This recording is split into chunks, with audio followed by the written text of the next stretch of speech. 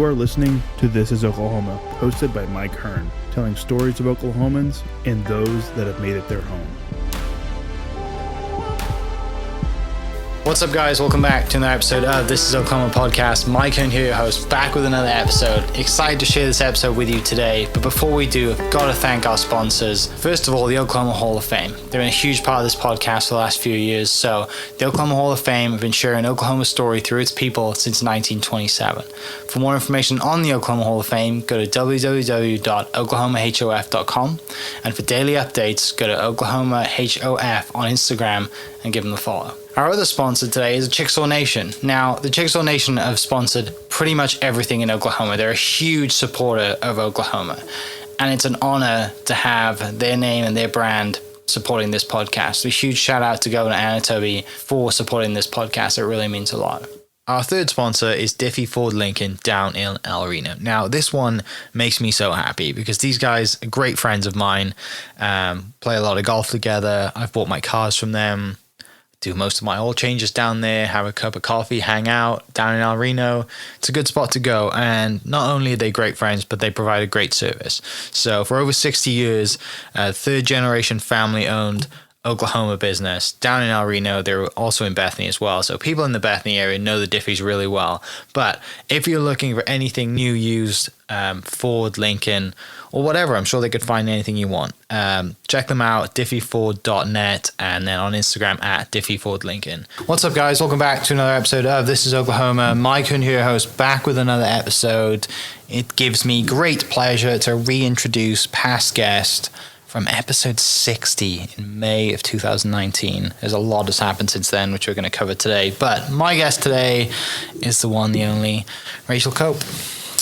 Hello. How are you? I am great. Happy to be here, ready for this heat to dwindle. Oh, I know. Tell me about it. It's as a golfer and someone from the UK, I love being outside. I don't like being outside when it's 100 plus degrees and it's humid. It's rough.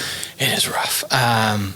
One of the big takeaways, I think, from the last episode 4 years ago that we did was just your absolute love for Garth Brooks. When I walked in just now, I was waiting to be, walked up to the theater, and I was looking at some photos and things down there, and they had this collage of different artists and famous folks from Oklahoma, and I saw Vince Gill and Reba, but I was appalled that Garth was not on the collage at the entrance, and so I'll be writing a letter. I actually already wrote it while I was standing down there. Very serious, but no, I that love remains. It is still in me. It always will be. Always will be. Are we still on the hunt to get him Empire Pizza, or has that happened yet? I don't remember what year it was that he played here, but we did get a call. It had to be after 2017 because I know we did it out of Eazy-E, which has morphed into something else now. But we got a call that his crew wanted some pizza from Empire after their show. And so one of my good friends had gifted me these two really funny, photos of Garth that were actual photos that he had made, kind of professional photos that he would give to people, I guess, in lieu of paying them, which I'm not sure I agree with. But my friend found these online on eBay or something. So I wrote on the back of one. I scanned it first, but I put it in the box and with my card and hoped that it would make its way to him. But I never heard anything. So I guess we kind of fed Garth's team, but I cannot vouch that Garth has eaten the pizza. Yet. Hasn't had any garlic knots yet. Not yet. One day. I was trying to think. It's been a while since I've actually had Empire, so I need to. This is reminded me that it's. I was trying to think. The last time I had pizza was probably this weekend, but it was at a pool party, and it was not I think for me when I go to Empire, I just it's a moment for me, right? I'll eat the entire pizza, and it's just a time to eat. You should get in our pizza eating contest, for the anniversary party. It sounds like it's right up your alley. Maybe. But this pizza was just pool party pizza that there's kids eating it, and they don't want to spend money on kids eating pizza. Understandable. You know what I mean? Yep. Let's dive straight into. You just mentioned it. 10 years. 10 years of Empire. Isn't that crazy? Totally. So we're having a celebration party October 28th? Correct. Yep. Okay. In the Plaza District. Mm-hmm. Noon to 10 or so. And that's just going to be a celebration of all of our guests over the years and our team. And the district that started it all. We'll have a lot of fun stuff going on that day. We decided to kind of throw it on Halloween weekend so that we could dress up and do some fun stuff during the daytime. Most Halloween parties are at night, so we thought it'd be kind of fun to do a costume contest and have people get dressed up, and we have bands throughout the day. We work with this wrestling group. I mean, like WWE, not like state wrestling. Yeah. And we reached out to them to see if they'd be interested in doing some wrestling at the event. And so they're bringing like their whole ring. I almost called it a stage. Same thing. It's a ring, yeah. And there's like marinara. There's some props that we're providing that are pizza related. And so, we've always been a little outside the box, and I think you'll find some fun surprises. But lots of raffles, giveaways. The raffle tickets, that we'll donate those proceeds to some of our favorite charities, and just have a good time with it. Local bands and pizza. And we have a beer that we've never had a beer made for us before, and Stone Cloud has been kind enough to throw their hat in the ring for that one. It's delicious, and there's just a lot of fun things happening that day. Yeah, 10 years is a huge accomplishment. And through everything that you've been through in the last 10 years that we just talked about previously to the podcast, it's, restaurants opening, closing, pandemic, like whatever it is, it's kind of amazing that Empire stands at the, the North Star for everything and the whole reason that everything else is there. It was the beginning of 84 Hospitality and everything that you've built, right? And the family and everyone that's involved. Like, It's so cool to have that. And you have to throw a party. Like, we must. You have to. Yes. One of the things I thought of when you just said about a ring for, WWE people wrestling is like, how can you brand the canvas? Because like a lot of the canvas is like, but you only see it from like a drone shot. It would be worth of just one drone shot of like two people in a wrestling ring and then a giant pizza. We do have a tent over the entire situation for weather purposes. There we go. So I don't know how we'll fly a drone up in there, but It's gonna be great. I'm excited. I'll be there. Thank you. 10 years. So for people that haven't listened to the first episode, which I'll link below, you can go back to that one and listen to Rachel's origin story and how she gets into food. Because you were really good at softball, won a national championship with softball, right? Was it OCU? I was really good at defense. I started losing my mind about around my junior year, and so I was not that great of a hitter. No. But ended up batting second. Anybody who knows anything about baseball, softball, that's usually the position where the coach tells you what to do, which took the decision making out of it. Great. Which is so funny now because all I do is have to make decisions every day. But when it came to swinging or not, I just couldn't do it anymore. So that all starts there. People go back and listen to your kind of origin story. It's really good. But for people who haven't heard that yet, give us a little kind of just intro to where Empire starts, how it starts, how you get Ellie, and all the other stuff. Ellie, the pink elephant, right? Yep. Yeah. Okay. I was just making sure I had the name right. How you get that? Just a little, I guess, the elevator pitch of Empire. Okay. As you mentioned, I played sports my whole life. I ended up transferring to Oklahoma City University, which I know you're also familiar with, and my junior year of college. And in the summers, I would always wait tables and then go back to school. And after I graduated, I was poli-sci pre-law, and I thought I was going to go to law school and go get a law degree and kind of go that direction. And I just had been so regimented my whole life. My stepdad said, it's oversaturated with people your age. You can always go back and do it later. And that was really helpful. So I just had fun for a while. Went back to waiting tables. Ended up kind of getting involved in a local restaurant group and climbing the ladder accidentally, and fell in love with food, music, booze, people, and art, and all those things were packaged into restaurants. So I entered a contest in 2012 in the Plaza District for an old laundromat space. It was like a citywide contest, and my friend and I, we had this kind of like silly cafe idea. So we get in the top 5, we interview, we pitch it, we lose. And I hate losing. And so about 2 weeks after that, I had gone down to Austin, Texas for the first time and visited a pizza restaurant there called Home Slice. And Home Slice still exists. It's incredible. They're friends of ours. And when I saw it, I was like, dang it, I wish this is what I would have done. So we came back and we just started looking for another space and thought maybe pizza would be a better idea. Well, we got a call from the landlords, and they said, the other person couldn't agree on a lease. We really like you. Do you have any other ideas? Pizza. But we didn't know how to make pizza. So we did like a test run with doing our best with our homemade, like our countertop KitchenAid mixer and dough that we were not letting we didn't know what we were doing. And we did a tasting, and the pizza was not good. And they basically told us we had, 45 days to figure it out. And I could appreciate their dedication to making sure the tenant knew what they were doing and did a good job. But I was panicking. And I'm not a chef, but I found this pizza school in San Francisco, Tony Gimignani's International School of Pizza. He's kind of known as the best pizzaiolo in the U.S. He's known all over the world. And so I fly out there. I'm like one of 6 people in this class, only female, person from China, person from France, person from Canada, and 2 guys from California, and little old me. And I learned so much in a very intensive kind of 7-day class, and came back and told my friend, I was like, I got to teach you everything I know right now before I forget. And really, the things I learned at that school changed everything. Dough, product, a lot of that showed me a whole new side of pizza for sure. So we repitch it. Also, when I was in San Francisco, the name changed. I don't know if I've ever really talked about that before, but we had started it as Kilroy's, which was a silly, I don't know what we were doing, nod to graffiti. And the school I went to had a place next to it called Tony's Coal-Fired Slice House, and I thought that sounded so cool. And so Empire was really a nod to New York style pizza, the style pizza that we serve, and I threw that slice house on the end. And that we opened in September of 2013, and it's 10 years later. It's wild. I'm much older. Yeah. Yeah. Crazy. That's just the beginning. The day that we opened, there was a line down the street that was really cool.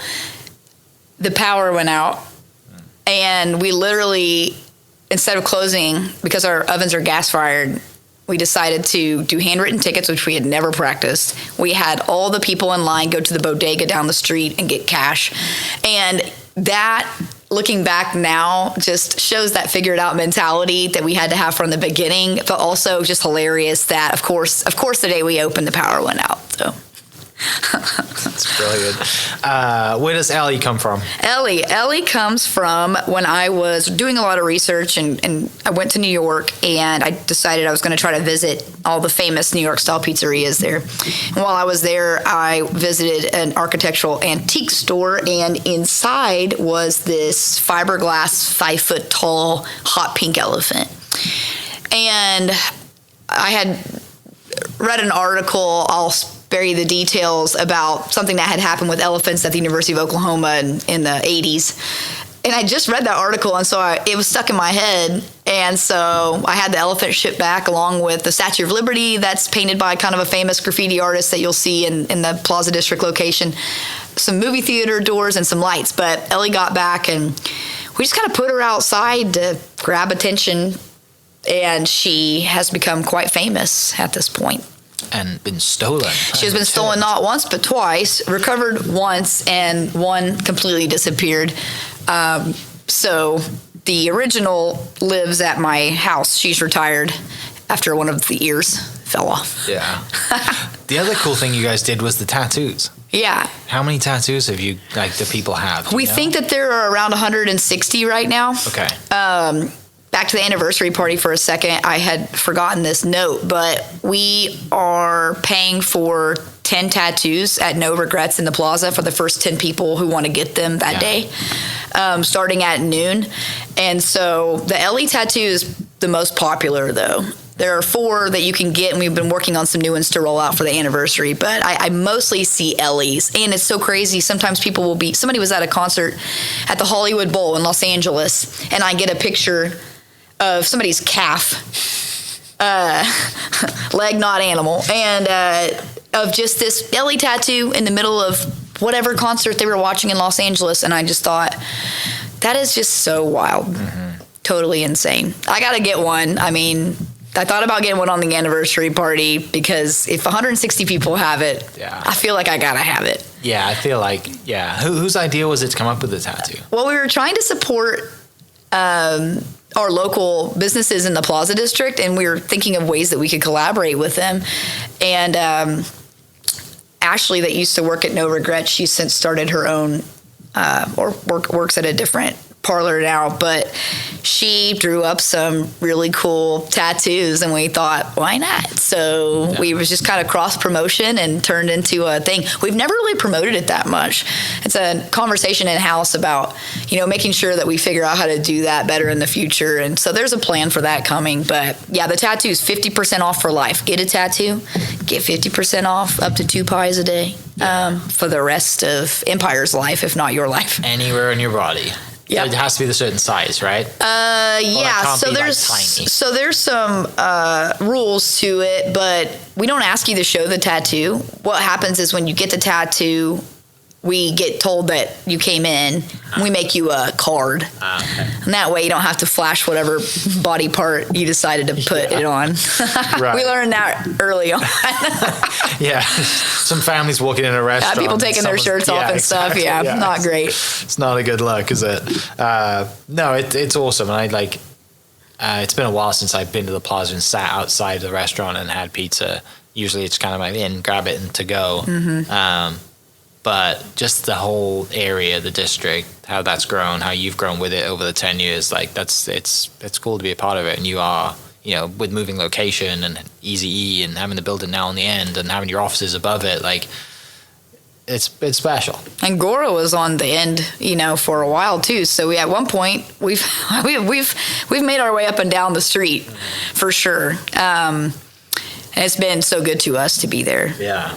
And we'll get to talking about kind of 84 Hospitality Group and opening other restaurants in a little bit. But tell me a little bit more about pizza selection, naming pizzas, the ins and outs of what Empire is, because that's what's been here for 10 years. And, I'm sure one day we'll be here talking about the others that have been around. But, it's Empire's the baby, isn't it? So Empire, yeah. Well, that's our firstborn. I'm also my mom's favorite because I'm the firstborn, but I'm just kidding, Chelsea and Dylan. Don't listen to that. But, we wanted this vibe, which I think is so important, to reflect different decades and eras so that it spoke to all types of people, so that it felt like it was timeless in a way. And I think that's so important, so that you're not just a flash in the pan and you're not so of the moment. And I think that, when you look around and you see the posters on the walls, which were really put up there to emulate sort of what you'd see in a New York subway, those posters on the wall kind of torn off and that kind of stuff is how that started. But when you look at all the different posters, there's such a diverse selection of music and movies, and some of them are based on what's in Oklahoma City theaters and what's, we really pull a lot from our communities around us when we do that, so that there's a touch of that in there. And the music that we play, one day we might be listening to, Prince radio, and then one day it's Beastie Boys, and another day it's, maybe late 80s, early 90s hip hop, Red Hot Chili Peppers, all Glass Animals, more modern stuff. And we have a certain tone that we try to stick with and a certain feel we try to stick with, but that lends itself all the way through the menu. A couple things with our pizza that have never wavered are the flour, the cheese, and the tomatoes that we use for the sauce. They're the highest quality.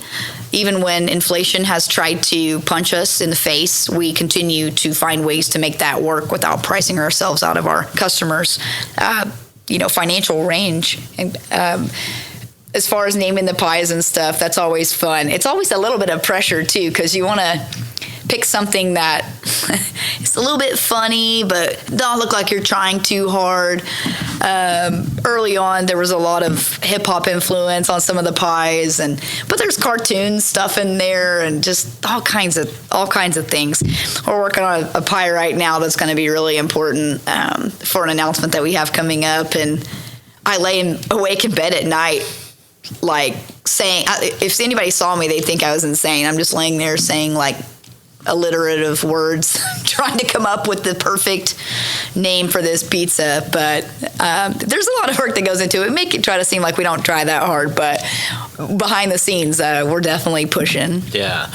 As the business kind of grew and you decide to open, multiple locations and how that grows, was it easier to open a second, or was it kind of a lot harder? I learned something every time. Okay. And every space that we have is a different size, and a lot of them are different shapes too.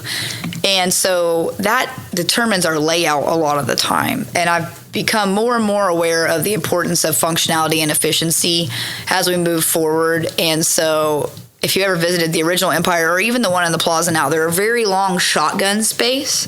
They're not very wide. And that forces us to run the kitchen sort of along the side and the bar on the other side. Whereas in Edmond, I love the layout there. And we're kind of modeling this for slice houses in the future, where the kitchen is situated in the back and the bar is still on the side, but it allows us a way more cohesive seating arrangement for guests, and also makes it a lot easier on our staff and deliveries and all those kinds of things. But what were you talking about? Just opening this up, because they're all different. That just kind of right. It's not that you have the same footprint every time, so it just gets easier and easier. It sounds like you learn everything and everything's different. So we try to make it better every time. We try to make the guest experience better. We try to make our staff's experience better. And then again, just like that speed and functionality, and the look is always the same. We've got those things picked out, and we always do those the same for the most part, but that just the layout is kind of what changes based on what we have, and then sometimes that's just based on where we find a space and what we've got to work with. Was Easy E the first one that came that wasn't or was it after? Yes, and the reason that Easy E happened was because in the original Empire we only had one set of ovens. Okay. And we were getting so busy, thankfully, but we couldn't do to go. And that is the number one to-go item in the U.S. is pizza. We were just missing out on all these sales, and we just could not keep up. And there was no room to add anything. That space was very small. And so our friends owned a building down the street that was a convenience store, and we heard that they were leaving. And like Home Slice in Austin, who has a to-go only spot, only have like a small bit of dine-in, just like the slice shops that we have now. I think it's called either Home Slice 2 or More Home Slice. I always forget which one of the two it is. But they basically built a to-go shop down the street for the same reason. It was just right next door. And so ours was literally one building in between us, and then there was Easy E. And that allowed us to take care of all that to-go. People who maybe wanted to come grab a slice, but if you ever went to the old Empire, it was so small and limited that sometimes you'd be waiting for an hour and a half or 2 hours for a table. I was amazed that people would wait that long, and so thankful, but at the same time it hurt me to know that people were waiting that long, and people were leaving too. So the slice shop allowed us to take a lot of that on. And then when we moved down the street in 2018, later we realized that we were kind of cannibalizing sales from ourselves at that point once we had built a kitchen that was big enough. So there was a plan to just move Easy E further north. Yeah. And then many things happened right in 2020 that just changed a lot of that thinking as well. That was 63rd, right? Is that where you went to 63rd? That's right. We basically picked it up, but we realized Easy E, the name only really made sense if it was next to Empire. Yeah. And once we moved away from that, we had to change the name. And that's the delineation between counter service and the full service restaurants that we do, or is that last word. House is full service with a full bar, and then shop is counter service with beer and wine. Okay. Yeah, and you have a couple of those now, right? There are three now. Uh-huh. Okay, Edmond, 63rd, and Tulsa. That's correct. Okay. At the Tulsa one, Route 66? Yeah. That's exciting. It's so fun. And they just did this huge grant for us. Or we had a new sign that just got installed. Been waiting for, feels like forever. I can already see their sales just going up in days just because it was really a little hard to tell what we were, but I knew the sign was coming, so we didn't really have a way to spend money on anything else while we were waiting and nowhere to put it. Yeah. But there's a neon sign grant program in Tulsa that's really neat. And so you fill out the grant and you have to have a certain percentage of neon on the sign for Route 66, but it's so neat. Yeah. And so we just went all out with that one, and it turned out really cool. Is that the one that's next to Cane's? No, that one is the downtown Slice House location. So okay. Yep. So there's a Slice House that's next door to Cane's Ballroom. Such a good location. It is. It was really good whenever in March 6th of 2020. And then March 16th, we were like, because it was so events driven. You still have it? It's still there. Okay, good. It's still there. She's had a rough go of it, but she's pushing through. Because you'll have Pop Museum across the street when that. One day, yes, it's coming. I mean, we are really looking forward to that. And there have been some condos that got built next door that are still incomplete. Yeah. And again, COVID threw a wrench in so much of that for everyone, but it sure would be helpful. Yeah, I think like if you were to leave that space, like even if it's worth taking a loss during COVID to keep that space for the long term. I will do whatever it takes to make that work, and part of that is just selfishly, I love Cane's. Well, historically, how much you love music. When I knew that space was available, I knew like in my bones that I had to have it. And it's so fun feeding those bands and getting to know the operators of that place. And I just look up in the historical, I grew up in Jinx, South Tulsa, and those are some of my best concerts of my life have been there. I think didn't I see you at Gary Clark Jr. at Jones, and then you went to Tulsa the next day? Probably, yeah, I think so.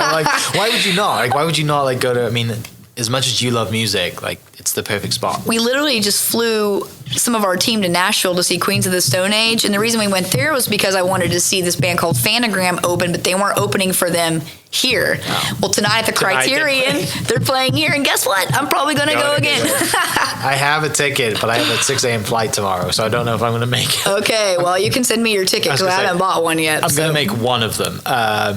I don't know which one that is, so I'll probably make Queen's Stone Age and miss the flight. Oh no! And obviously music's such a huge part of kind of you and art and everything you love to do and travel as well. And it's great that you can tie into working and traveling around to test and whatever you want to call it. Researching food places around the world. Talk a little bit about kind of just 84 Hospitality and how that's been over the last 10 years and kind of the Empire obviously was the baby of that, and how that has grown and how families got involved. Your sister, your dad's working in it, your brother's working in it. You just kind of, how it's evolved into a full restaurant group now, not just one restaurant. So whenever we started Empire, there was no group really. We had no idea that we would make it in one store, at the time. And it wasn't really until Goro 2016, and we also had a lease on Rev space at 6th and Class, and we were sort of accidentally building 2 restaurants at one time, which I do not recommend to anyone. That's a small group. It really stretches your resources very thin, and it was really hard on us. But when we had Goro and I knew Rev was coming, I needed a way to tie it together for the public, also as a marketing tool for recruiting, because if you liked working at Empire, or if you liked dining at Empire and you knew that the same group owned this other restaurant, then potentially you would think that place is probably really good too. I'll probably like that place too.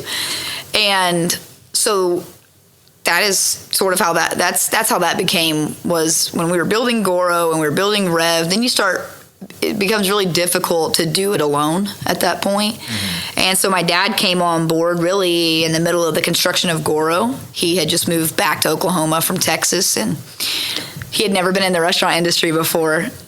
And he loves it and hates it at the same time. I think it's been a fun ride for him. And I know that he feels that this is probably the most fun job he's ever had and the most rewarding, not only because it's with me and my sister, but it directly affects him as well. The work that you put in directly affects you, and so that's something that we remember every day, and we're thankful for that. But yeah, my sister works with me. She runs all of our social media. That is a hard job. She really got into photography. We just recently hired a fantastic intern who started Monday just to help with some content creation. And, bless Chelsea. It's been amazing to watch her learned to do that, and you have to kind of have like 5 personalities because every social media that we have is different. And just like the vibe of the restaurants and everything else. But yeah, I work with my sister. I had my brother with me for a little while as like a contract, like a CFO, fractional CFO, but he got too busy for me with his 4 kids and wife and his job in Tulsa. And my mom and stepdad are partners in a few stores. And so yeah, it really is a bit of a family affair, which motivates me every day. It's not just for me, it's for them. And I know that we do that for each other. Yeah. So over the years and everything that you've built, first of all, how many do we have right now? Okay, there are 6 empires right now, slice shops and houses. Remix. There is 1 Burger Punk with another one that's about to open, so we might as well count that. It opens in like 2 or 3 weeks. 8. And then Goro, 9. And we have another empire that's just started construction. Okay. So that'll be back to 10. We get some, and then we cut some loose, and, Yeah. Before we dive into talking about the pandemic, what has it been like for you and your leadership and how that's evolved and changed over the 10 years of also getting family involved? But, I mean, you have a lot of employees, right? And a lot of lives that tend, that rely on you and the business, and that's not easy to deal with stress. That's not easy to manage and all that stuff. Like especially when you said you didn't know you'd have a group and get to this scale. What's that been like over the years, and how's that changed, and how have you learned to grow around it and reached out to people to grow and get better? And I mean, leadership's not easy. Yeah, so I always tell people when we talk about the restaurants, and they're always like, wow, look what you've built. Well, I didn't do it alone. And no one does it alone. And if they tell you they do, they're lying. Our team is incredible. We have a really, really good team right now. And I say that everybody really works well together. Sometimes there's like that one kind of person who doesn't quite fit in or isn't pulling their weight, and that is not the case right now.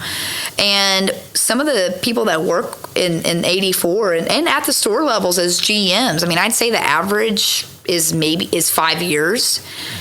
Some people are hitting like 8 years, 9 years within the companies. And I think that's a tribute to our dedication to culture and empowerment and growing not only them, but myself as a leader. And it is hard. I have had a CEO coach for about 5 years. Jean Hopper at Matisse Group, which is not too far from here. Their office is on 18th and Classen. And she definitely kept me sane during COVID, and it's been so helpful to have her expertise and helping me frame things and think through things that I can't share with the team or, my family because they're worried about how it might affect them or worried about me. It's such a hard decision or whatever it may be. I definitely recommend being a part of a group or a men's group, women's group, business group, whatever helps you talk to other people. And honestly, pre-COVID, I kept things very close to me. I'm still a pretty private person. There are those trust issues that some of us have, but it comes from a place of really just protecting myself and my family and our team and what we've created and just caring so much about that. But I wasn't really sharing a lot of information before. I was watching people and I was listening, but I wasn't talking. And that has changed a lot. And COVID had a lot to do with that when we were all like, okay, we got to start talking to each other because no one knows what to do. And so anyway, I think that my skill set has evolved, and my team's allowed me to do that too, to where I get to be more of a creator. And I'm still a teacher, and I'm still handling a lot of operations. I touch almost every part of what we do still. But at the store level, I'm not really that present anymore. I hate that I don't know everybody's name anymore. We write these recaps at the end of every night, and I read them every morning for every single store that we have. And there's a section in there where we give shout outs, and that's helpful because when I do walk in a store and someone says, hey, I'm Dan or Daniel, and I said, hey, I read about you in the recap last night. Way to go handling that guest and doing the right thing on to go. And for them, someone who's never met me before, it gives me a tool to be able to connect. And that's so important. And I've worked in places where the owners walked in and it always feels, it's just a weird feeling, they're too good to talk to you or whatever. And that has never been the way that I wanted to lead and be a part of that. And so we just really try to connect with our team and keep developing that culture. And that's a big focus for us again right now is doing that and taking our group on development trips and keep feeding them and teaching them and giving them spending money on the tools they need to do their job better and testing new technology and bringing in people to talk and sending them to a whatever. And so, we're just kind of figuring it out. But I definitely used to be more of a doer. And I'm more of a better delegator, accountability person to my team now because that's what I have to do. I can't do it anymore. I do my part, but empower and teach and give them the tools they need to do their part, which allows us to grow. You said figuring it out. That's like your motto, right? Your mantra. That's it. That's all we got. Yeah. And it's also one of my favorite songs by Royal Blood. A song called Figure It Out. Who's playing at Canes? And I got tickets. I'm going to that I saw that recently. Cannot wait. Because I've seen them once before, but it was at like ACL and it was like 2 I've never gotten to see them, but they're so good. The guy that runs the operations for Canes, Brad, I asked him what shows he was most excited about a month ago, and he said Royal Blood. Yeah, they're amazing. It's just two guys. It's so good. Oh, I love that. Back to figuring it out, you mentioned kind of innovation and technology. How's that evolved over the years as well? Because technology in food is to make things easier and better and seamless, but you've also got to maintain that personal connection. So yes, you put it perfectly already. I mean, we look at some of our stores, and there are some that, well, in the sector that we're really operating in right now, this kind of like casual plus or casual dining, I don't see an issue with the way we're using technology in that. And a lot of that's just come from everybody's, favorite thing, QR codes. That was the easiest thing to do. And the amount of money we've saved in printing costs and having updated menus all the time when we're out of something has been really helpful. I know that it was hard for people to get on board with for a while. Now, if I'm eating at a 3-star Michelin restaurant, there better be a hard menu. And I think that depending on where you're dining, that's really important. Some of the newer POS systems, point of sale systems, where how we ring everything in, have evolved to where they have these handhelds, and you've probably dined somewhere that has those, where they can take your credit card at the table, they're taking your order at the table. We're doing a lot of research right now to see how much faster we've gotten using those, which allows us to turn tables faster. We have a lot more data now than we ever had access to before, about, check averages and turning tables, and it really cuts down on server mistakes. I don't know if anyone listening's ever waited tables before. Back in the day, you just had a pen and paper, and I can't tell you how many times when I finally got to the computer to ring it in, which could have been maybe 10 minutes after I even took your order, or longer if I forgot, got distracted. When I was ringing it in, sometimes I was like, what did I write here? What chicken scratch is this? And you don't want to go back to the table because it's already been 10 minutes and you're embarrassed to even ask, so maybe you guess. I mean, it's really cut down a lot on those types of errors. And so I'm looking forward to when we have more of that data put into some reports that we can look at and see how much we've decreased server error and then that table turn time. But technology's pretty awesome, and it is the future. And so, it's kind of like get in or get out. Yeah, it's interesting here. Like back home, they only take your card at the table and pay there. They don't disappear with your card. Whereas out here, like that's normal, right? Because people back home are like, someone scanning my card and I'm getting, whatever, which doesn't happen here as much. But yeah, there's just like, it was funny, my parents, that when they first came here and like they paid for dinner and they were like, where are they going with my card? Like, they're going to bring it up. Oh, I see. Right? Rather than just like paying with the credit card tail, but now we kind of have those, and obviously it makes sense to speed things up. I've also lost a person's credit card or two as a server. You put it in your pocket, you pull stuff out, you don't know where it went. It's a nightmare. So yeah, we try not to do that anymore. Not that you're someone to boast about everything that you've done and then the accolades that you've had over the last 10 years, but you've won some pretty impressive things, and I want you to talk about it as much as it probably pains you. So uncomfortable. Okay. Tell me about how good you are.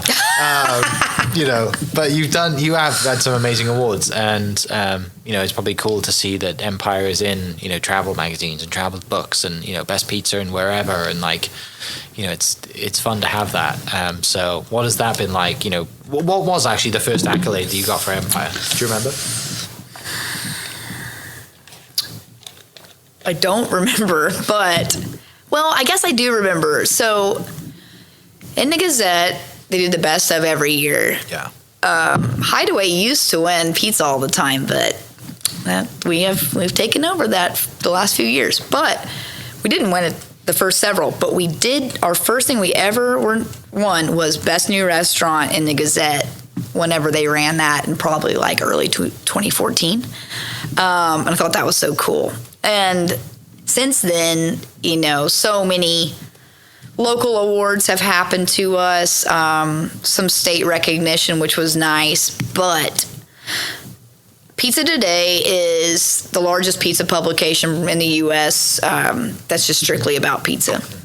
And they put on the International Pizza Expo every year in Las Vegas. And so I had been going to the Pizza Expo since 2012. And I had been invited to be a panelist a time or two as the years went by. And they had started this new award that was called Young Entrepreneur of the Year. And so I made a video and I entered it, and I did not win. They selected 5 winners, and I was so mad. And I was just mad at myself. I was like, I'm going to do better, whatever I was thinking. And I was actually driving to the airport to go somewhere. And I got a phone call from a number I didn't recognize. And I answered it. She said, "Rachel, this is Denise Greer." And I said, "Hello, Denise Greer," who is one of the editors at Pizza Today. And she said, "I'm just calling to give you some good news." She's like, "We didn't select you for the Young Entrepreneur of the Year award because we're selecting you as the independent pizzeria in the U.S. for 2018. And I pulled over, threw up. No, I just was so excited, and it's so you lose, you think you lose, and then you end up winning, and it's so wild. That's happened to me so many weird times in my life where I thought we were going to lose, and then something cool happened. But that's just a tribute to, I think, you just keep going and keep pushing. But that one was really cool. I thought that would be a big game changer for us. I'm not sure it really was on the local level necessarily, but from a national recognition standpoint, it put us out there. Yeah. And so that was really, really cool. That was probably the biggest one so far. Yeah, I can see why that really doesn't do much for a local level and also, what does Oklahoma City know, especially back then, about pizza? Not much, right? But if someone nationally is like, hang on a second, we've seen pizza from all over the country, and and you talk about New York and everywhere else, San Francisco, right. We see you in Oklahoma City, you're like, yeah. And I think it was a combination of not just the food, but the whole idea. Yeah. And I've traveled a lot, and I say this and I mean it. I've never seen anything like Empire. Mm-hmm. I've seen a couple things that were kind of similar, but they weren't this. Yeah. Let's talk about giving back, because that is something that's kind of super important to you. It's something that touches, we've been chatting for 45 minutes, and if you listen to the last 45 minutes, there's things that you've talked about just subconsciously of giving back and collaborating, and even the tattoo idea, it all kind of stems from, you kind of having a heart for giving back and giving back to, like I said, we talked about giving back to the teachers when we first had the episode 60 back, 2019. So how's that been, giving back as the business gets more successful, being able to give back more and support more and just kind of, feel good stuff? When I think about my life and what we're doing and what we're here for, the restaurants will come and go, and some already have, but making an impact on the community around us is what makes a lasting impact, whether Empire still exists or not. And that has been sort of a goal for me personally, and it also has helped the restaurants kind of solidify themselves in our group as someone who cares and someone you can count on. And we get requests all the time, and we do our best to help with most of them. We had to kind of narrow down what maybe 3 main things were going to be that we focused on to more easily tell people this is what we focus on if it didn't fit that. And those were education, anything education related, kids, whether it be sports or kids education or Positive Tomorrows is a fantastic organization for houseless children. And then, I guess, was that the 3? Did I miss one? Oh, and the LGBTQ community is something that we care a lot about as well. And so that's another major one that we are always involved with. And we show up. Sometimes our donation might be our time. Sometimes it might be monetary. Sometimes it might be helping spread the word about something or collaborating on something. And we'll never stop doing that. And it's just something that I believe what you give to your community, you get back tenfold. And that was really demonstrated to me during the teacher strike. And I guess we figured out that time has been weird over the last 6 years. So maybe 2019. And where we decided that we wanted to feed the teachers just a slice and a salad, basically a free lunch special, as long as the strike lasted, because everybody from all over the state was coming to Oklahoma City. And I thought that might last for like 3 or 4 days. April of 2018. April 2018. I just Googled it. Yeah, April of 2018. Okay, so was the first teacher strike.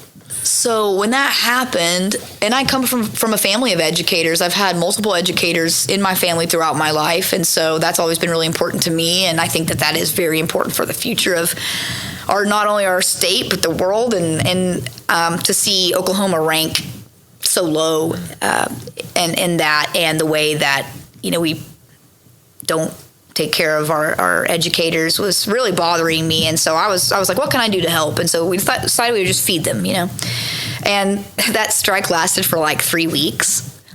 And I remember when it was all said and done, we had basically donated about $30,000 in pizza and drinks and salad. And I couldn't believe how many times people have come in after that and just said, I remember your support of the teachers, and I'm going to always be a fan. I'm going to always spend my dollars here. And one thing that's really cool about us is that when you spend your dollars with us, you know that we're going to do something good with them.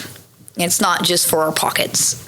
And you see who you're supporting, and we are out there talking about these things and these issues and hoping to bring awareness to those things as well. And so it's just something I love and something I'll always care about. And you can count on us.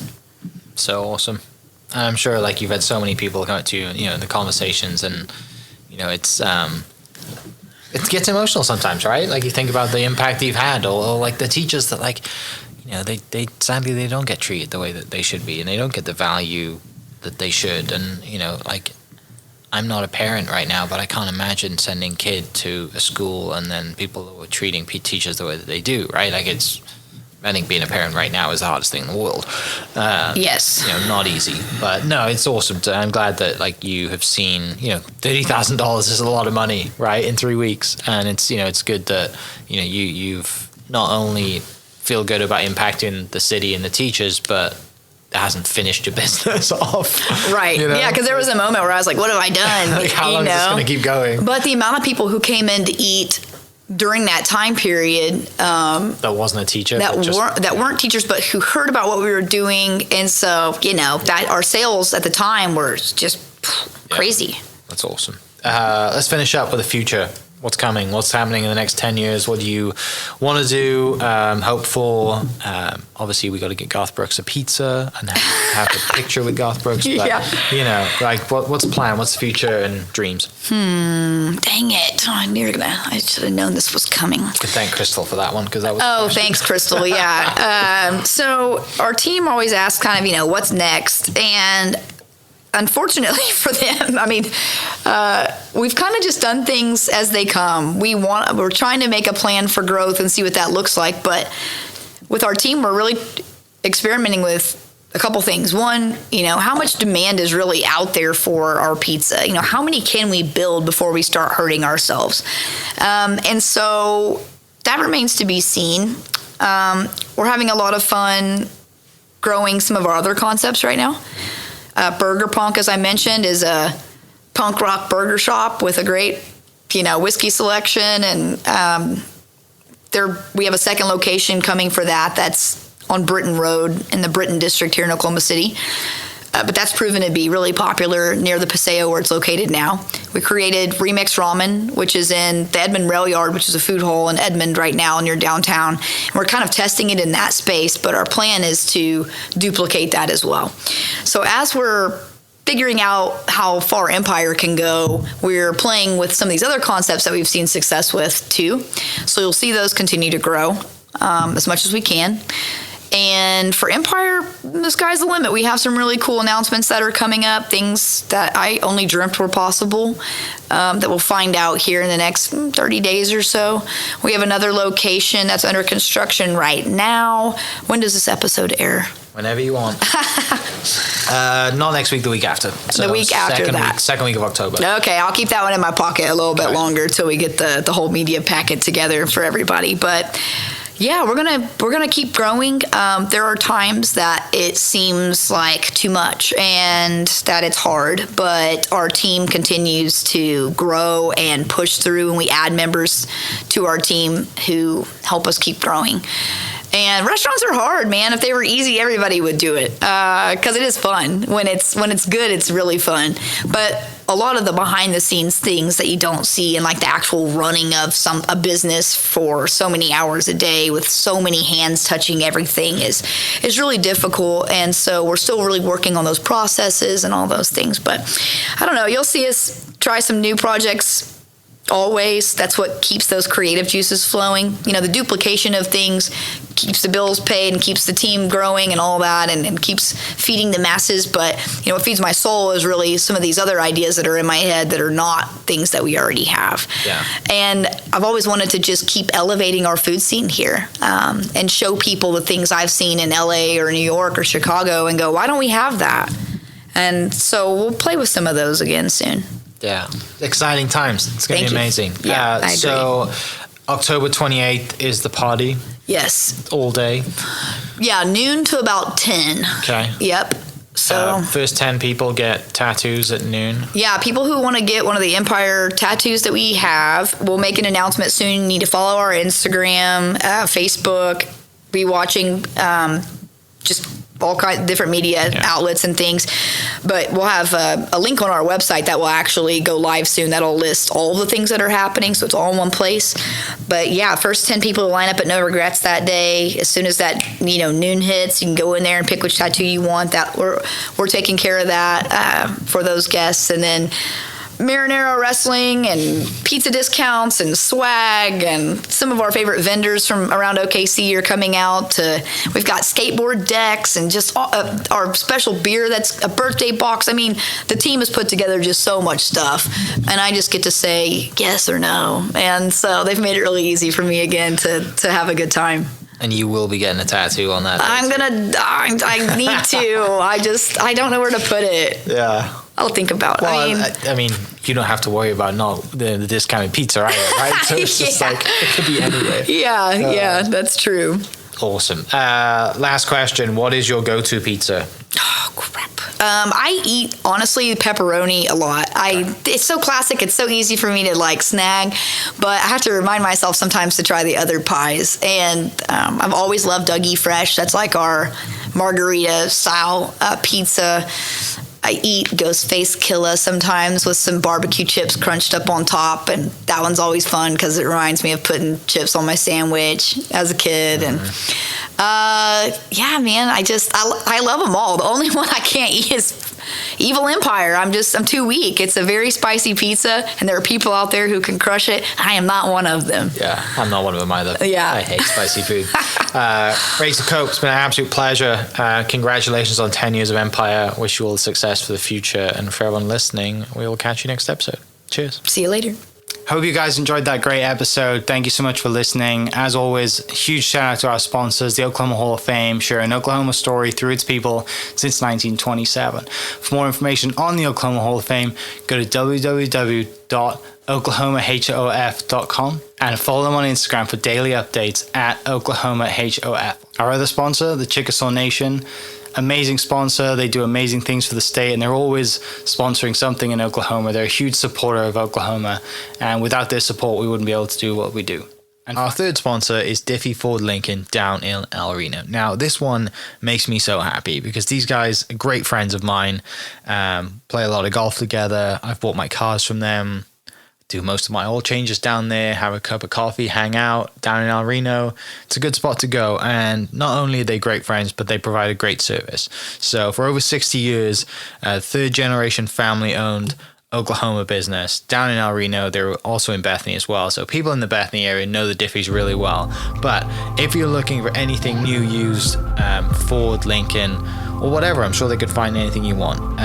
Check them out, diffieford.net, and then on Instagram at diffiefordlincoln. Thank you for listening. We are inspired by those around us and hope that you are too. Make sure you subscribe to this podcast on your favorite podcast platform and leave us a review so we can keep telling your stories. For more great Oklahoma content, follow This Is Oklahoma on Facebook and Instagram.